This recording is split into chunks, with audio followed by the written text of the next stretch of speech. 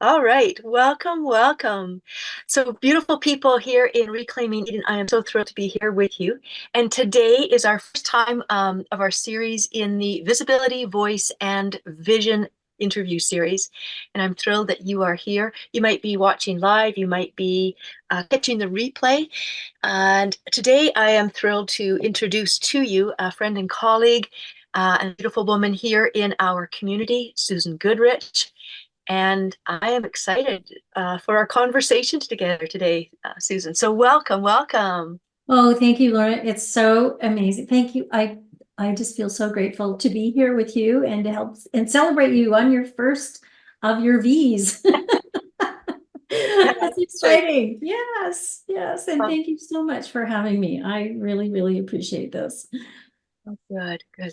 So, because this is the first time in the series, I want to sort of take a little bit of time at the beginning of this one to again to lay the foundation for why this series, why these interviews, and this opportunity to have you, Susan, and other women here who will come and speak and share.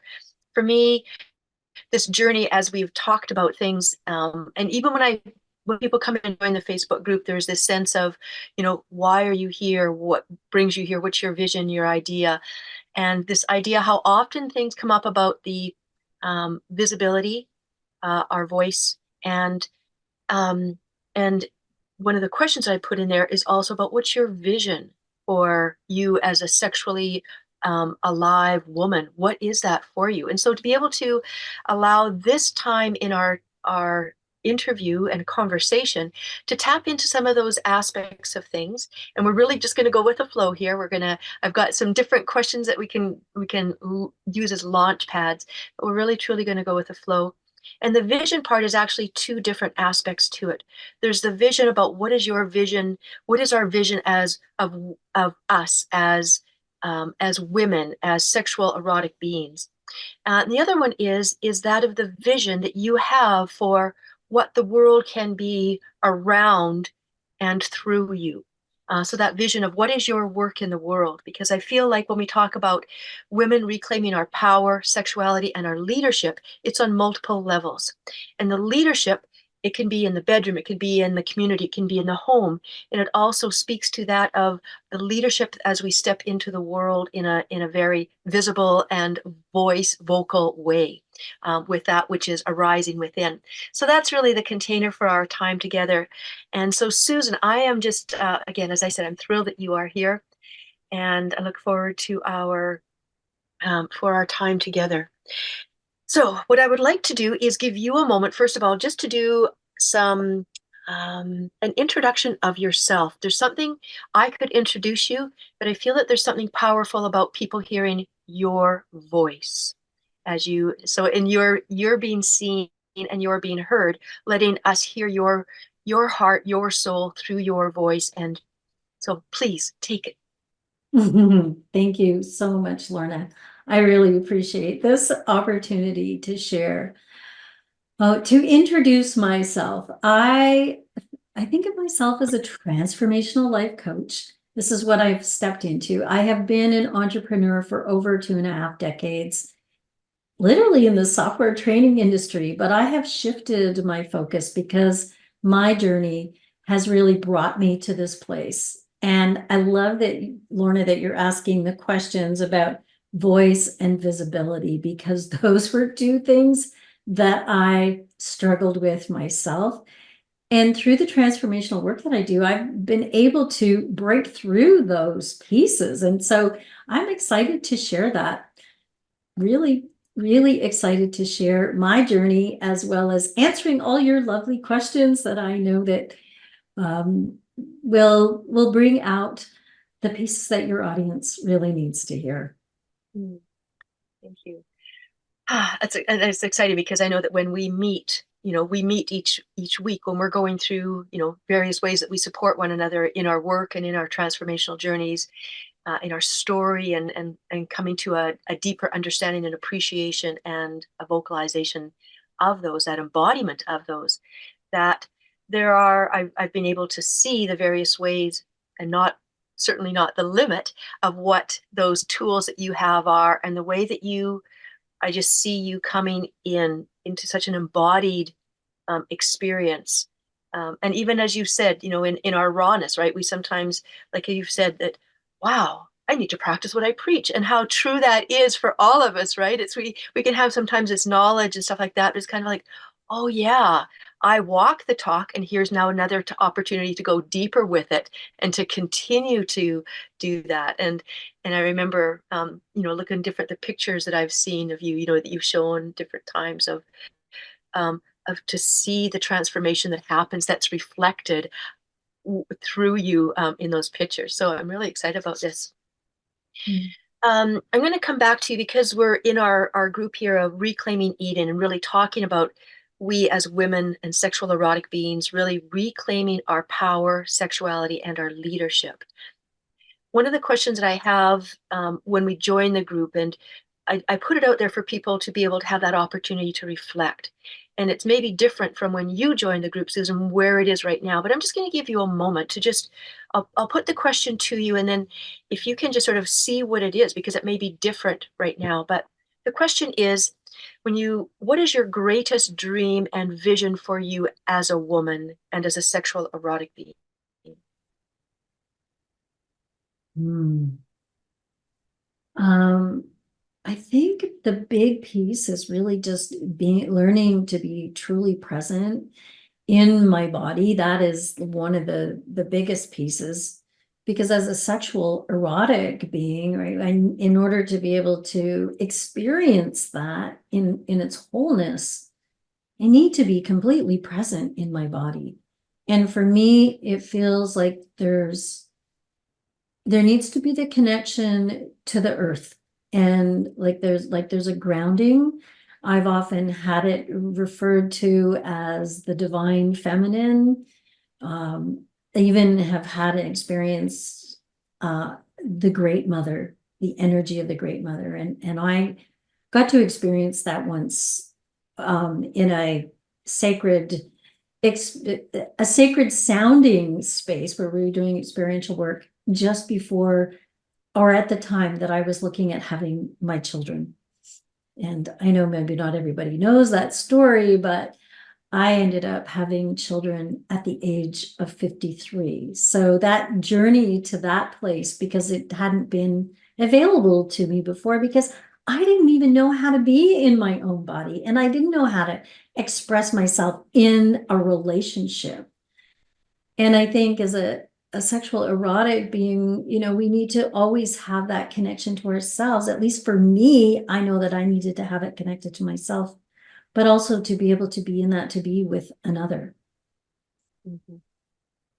And thank you for sharing that. And Susan, you really bring up a really important part is so oftentimes when we think about ourselves as women, sexual erotic beings, we think about that aspect of other, right? Being with a partner, whether it's a same-sex partner or a man. That there's this, yeah, that's kind of, so you really spoke into that aspect of really coming back home to you and really, yeah, being in touch with yourself in many ways on many levels. What would you say is a challenge, or what do you feel like right now, think or feel is perhaps one of the greatest challenges to really experience that as fully as feels alive for you? I feel totally challenged around that one these days. Um, I have been breaking that whole thing about, practice what I preach. Because I know when I'm really creative, um, I'm actually taking the time to be with myself, to take what I call bliss breaks. I am actually doing that. But right now, the challenge is that I've got this priority that's telling me, this mindset that's telling me, no, I have to spend all my time making sure I'm, working on my business. And I know at a deep level, I know that that's not how I'm manifesting, because the way I manifest, when I am fully present and I am enjoying myself and I am in bliss. And it's actually a part of what I teach. So yeah, the challenge is sometimes we put other things as priorities. And that's okay for a little bit of time, but that's the biggest one, I think, is just the value, right? Like, where do we put our priorities? Is it, I was just thinking about that this morning, is that, am I prioritizing my work over my health? And part of my health and my needs is my sexual expression, which is one of the things that I work through in my emotional alchemy work. I mean, when we look at the needs, one of those needs is sexual expression, really. And sometimes we just don't even take a moment to look at what our needs are, right? We put all these other things in front of us. So those Mhm. have been my challenges and what I see. Mm. Thank you. Thank you. I appreciate your vulnerability. There's another V word, your vulnerability in sharing that. Because I think that's one of the aspects of our sexuality. It's been so shamed, so hidden, so in many ways demonized, or it doesn't belong to us. It belongs to somebody else. To our partner, to a man, to the marriage, those, or to the authorities, whatever way. And so this whole idea of really, yeah, and I keep coming back, and this aspect of really coming back to ourselves to appreciate that, and to come out of what I call coming out of the shroud of shame, right? To be able to um, let go of those aspects of shame. And that's one of the powers of being here in group, is that somebody, watching your interview and saying, oh, I get it. I can relate. And so all of a sudden those pieces there can start to take away, chip away, if you will, or feathers on the cloak of the gown that's being dismantled. Of and I'm like, oh yeah, it's not only me, or there is a way through this. So I think that's really an important piece. Um, you talk about the aspect of your work in relation to your sexuality. How do you think that if you can expand on it a little bit more, if you would like, how has your connection to your sexuality and that creativity piece, because we create, sex is by nature creative, and so to tap into that. So how have you seen that your sexuality, your creativity has shaped your vision and the work that you are expressing and bringing forward into the world? Because our work is us, so it's not a separate thing. It's just how we express, one of the ways that we express. How it shaped you. Mm. Well, it just reminds me of what it used to be like for me before I was able to claim my sexuality. I mean, I used to, I would be designing designing training for software, and I'd get a little frustrated, and then all of a sudden this energy would show up in my body. It was my creative. I now know that it was my creative energy, but I didn't know it was what it was. And I had this feeling in my body, and I would start to run around because I was like, oh my God, what am I supposed to do with this? What is this? Because I hadn't yet learned that that creative center is also, as I know you describe it, as your erotic life force. It is like it's that in the sacral area of our body, I would get stimulated and I had no idea what to do with it. And only through my other journeys that, through my own experience and claiming, through shame, right? Going through that shame space and claiming my sexuality and claiming that energy and being okay with that energy. And so now when it shows up, I can either choose to explore it a little more or actually use it and use it to, I go, oh, wow, there's something more coming up here. And so I can either channel it up and use it to create more in my business. And I write prolifically. So it's like, and I know that's the creative energy. I really get that. I really get that. So yeah. So that's been my experience. And it's only since I've been able to really claim it that I'm able to even be able to channel it, because I didn't even know, like when I say channel it, meaning moving it up and through so that it becomes a true creation and brings things into form. Mm, that's potent. And I have a feeling that I certainly relate to that aspect of what to do with that energy and not knowing what it is or what to do with it. And I have a feeling that there are many women as well in our community who can relate to that, because if we've not been given that experiential aspect of this is a part of our creative life force, this is a part of our natural expression of being in the world, and then we get the various things put over top of it of, shame, sin, all of those things, or the old story of if a woman who likes sex, pursues a lot, she's a slut. Man who does it is a stud. So it's really looking at how in each way it limits, no matter what gender we're talking about, it limits our ability to really be the fullness of who we are in a combination of the feminine and the masculine here within, as well as what's reflected in relationships. So I get that for sure. Um, I know that a lot of women, I know I can speak to my own degree of it.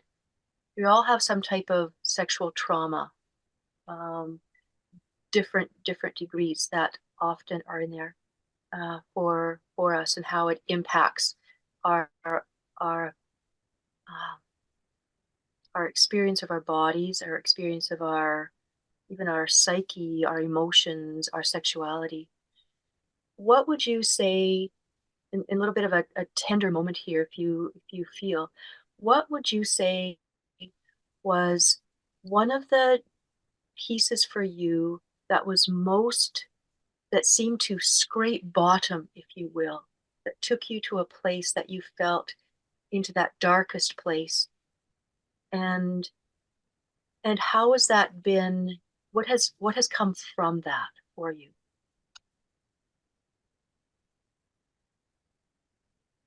I'm just thinking of the darkest place.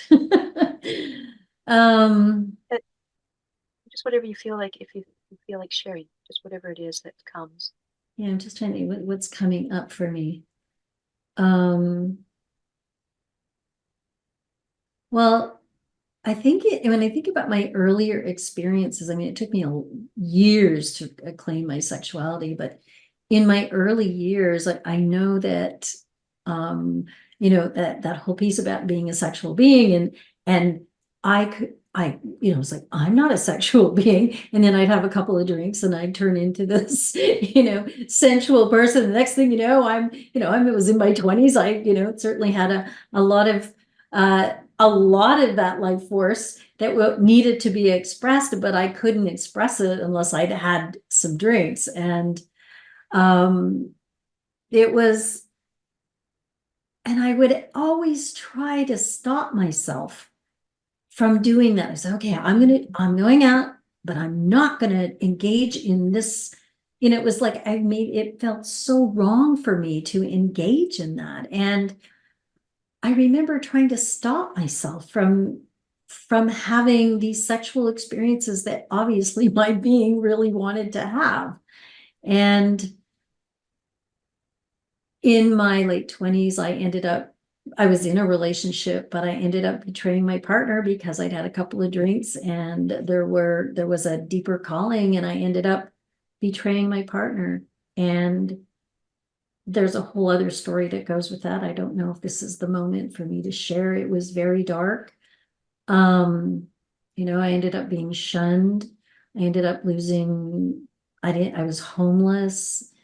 I ended up having a pregnancy that I had to end. And all of those things, certainly. So that whole piece around my sexuality seemed to have created this really dark, black place.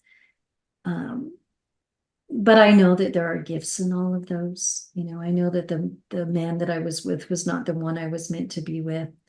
And then I took my energy and channeled it into my work and became very successful in my business. And so and I learned to take my own power back. I learned to do that.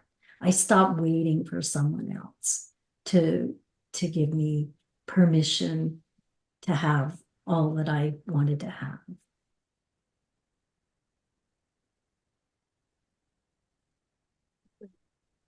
Thank you. It's a potent experience, and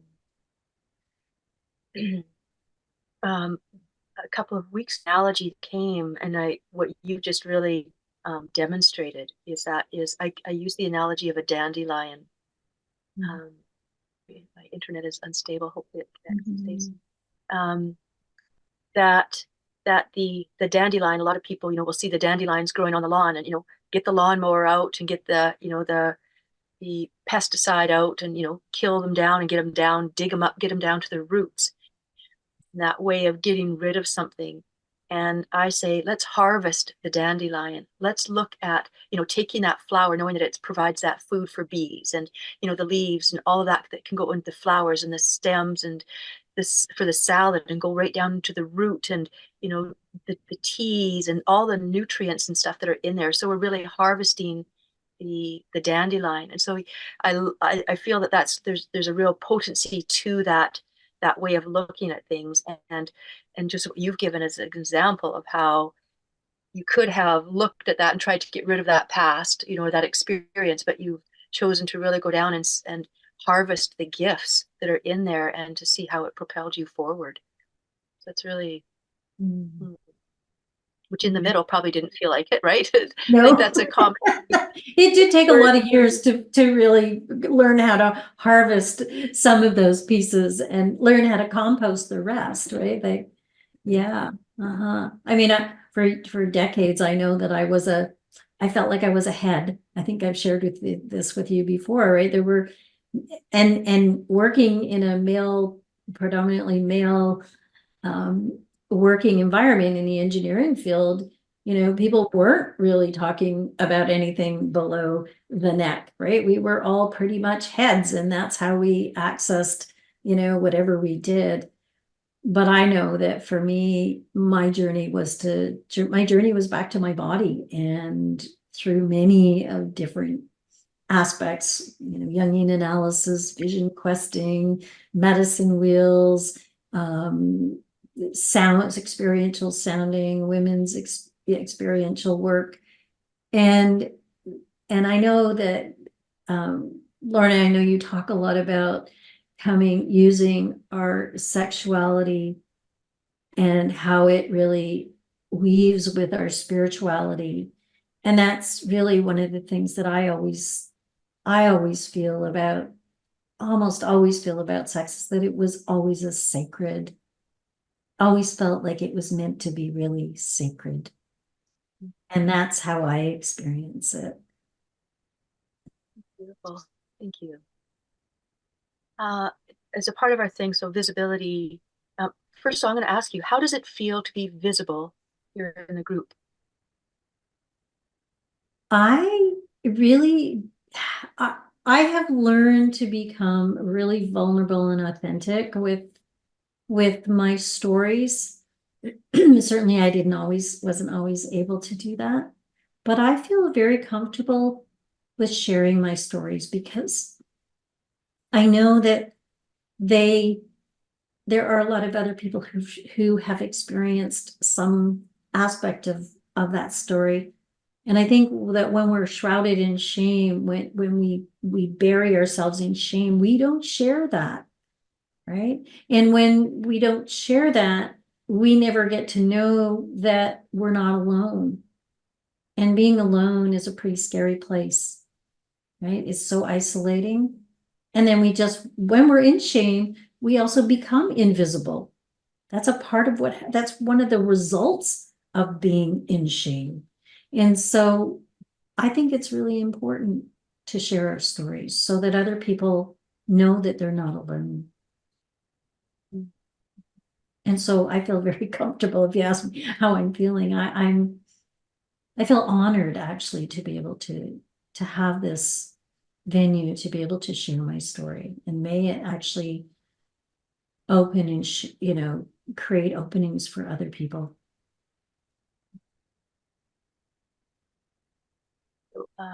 Your voice. What do you feel? I'm going to feel into this question.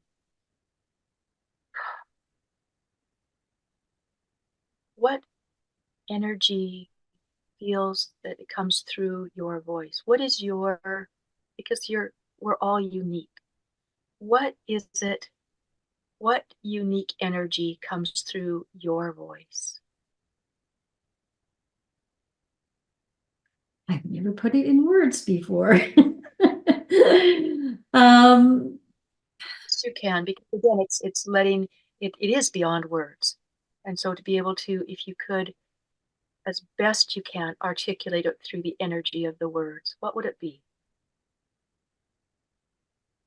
when I'm grounded and I'm having this space to express, and certainly not when I'm scared, but when I'm really grounded, I feel like it's an expression of my soul, of my heart. I really feel that calling. I've learned to connect with a deeper, wider center, which really is our creative center. And when I'm connected to it, then when I speak, I feel my whole being resonates. Like I'm speaking wholly from myself. I'm not a big person. I'm only like 5 feet tall. But I think that when I express, I come across a lot larger than that. I certainly feel that. I've noticed that even in the years that I did training and I was expressing myself, people had no idea that I was as small as I was. And, because, I like to think that when I'm speaking that I'm bigger, much bigger than this physical being that I am. Yes, very much a very large energy, very expansive. I know that with your vision, you've shared about your vision for you as a sexual erotic being. If you would take a moment and share with us, I know you've got some things that your work in the world and that vision that you have. So I would like to take a couple of minutes to just share what you've got. What are your offerings? What would you? Is there a way that people can connect with you, or the passion that you bring forward? You can be transformational alchemists in their lives, perhaps. So at the moment, I have this coaching program that I do. It's a transformational coaching program, and it's called Dare to Dream Big. And it's a one-on-one coaching program, and it is really meant to take you from a place from where you are to your biggest dream, where we need to become someone else. But I also am launching next month. I am goes live is my secrets to manifesting your dreams, because I have manifested some big ones even before anybody ever taught me about manifesting. So I was like, I know how to do this.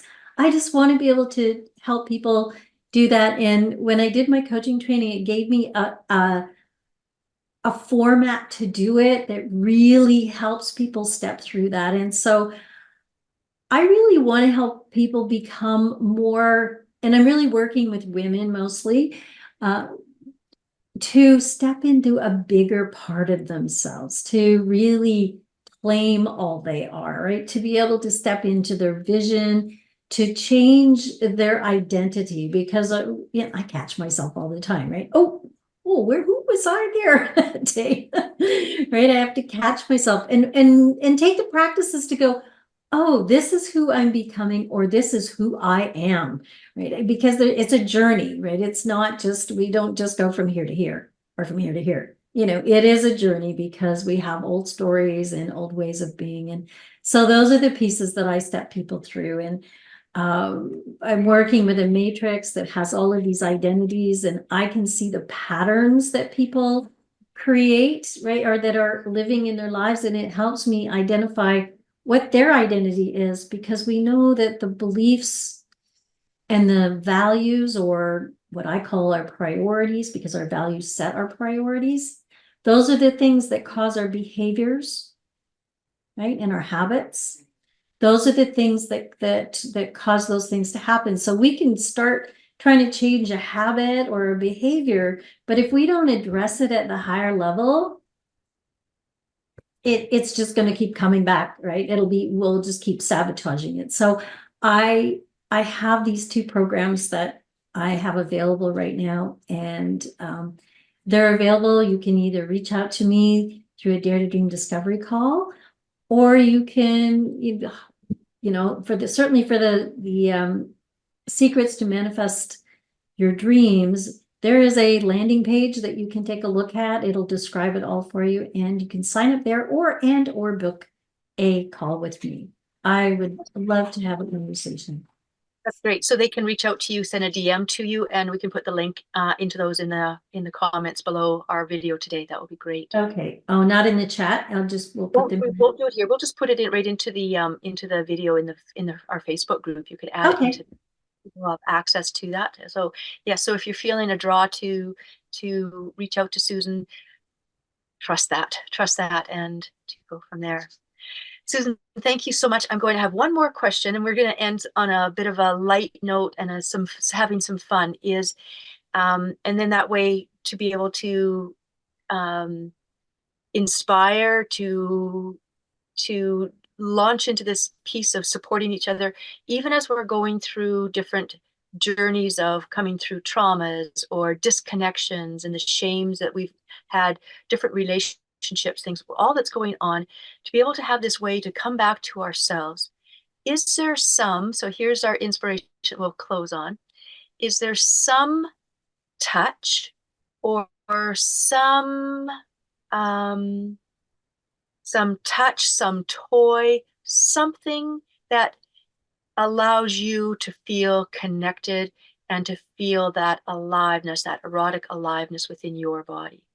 Is there something that is just a sort of a go-to or a playful thing, whatever? What is it for you that just, Well, and I just want to preface this with something that I learned about myself. So I did a little thing on human design, and I know that touch is really one of my ways of getting in touch with the world, right? In manifesting. And so one of my very favorite ones, and you and I had studied similar work, and they did this. I thought, oh, this is awesome. I've also learned it through Tantra, right? The infamous feather-light touch. And so I love, to close my eyes and put my fingers on each other and just take my hand slowly down and just really connect and get just a sense. It's a little hard for me to do when I'm trying to sense into it as I'm doing it, but just taking in the senses of those pieces. And so that for me, I know because, and I learned afterwards, realizing that was my favorite way, was that yes, it actually is one of the ways I am supposed to be in this world. So even knowing your human design portion to see which is the best one that takes you into your senses, but it would be useful as well. thank you so much, Susan, for being here, for being present, for sharing all the things you've shared, both in terms of visibility or your voice, your vision for you as a sexual erotic being, and vision you have for the world and the work you're bringing forward into that. So thank you so much for being here. And thank you for our listeners who have watched live or will catch the replay. And yeah, feel free to reach out to Susan, and may we all continue to remember that we are whole within, and the shroud is being released to, as we really step into, not even, it's not out there, it's just recognizing that wholeness that's right here and into this experience of it. So thank you so much, Susan, and wishing you all a really wonderful day in terms of you reclaiming your power, your sexuality, and your leadership through visibility, voice, and vision. Bye for now.